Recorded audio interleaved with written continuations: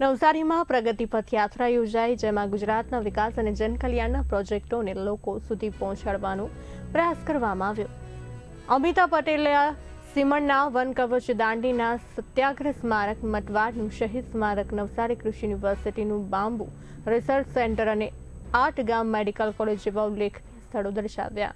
પ્રગતિ પથ યાત્રા લોકોમાં વિકાસ પ્રતિ જાગૃતિ લાવવા અને રાષ્ટ્ર નિર્માણમાં ભાગીદારી મજબૂત કરવા માટે છે. આજે પ્રગતિ પંથ યાત્રા અંતર્ગત ચૂંટાયેલી પાંખ જે છે એમના દ્વારા નવસારીની અંદર જે વિકાસના કામો થયા છે એ વિકાસના કામોની મુલાકાત ચૂંટાયેલી પાંખ દ્વારા લેવામાં આવી રહી છે. આ એક પહેલો તબક્કો છે. બીજા તબક્કાની અંદર નવસારીના જે વિદ્યાર્થીઓ છે, વિદ્યાર્થીઓ પણ આ બધા વિસ્તારોની મુલાકાત લેશે.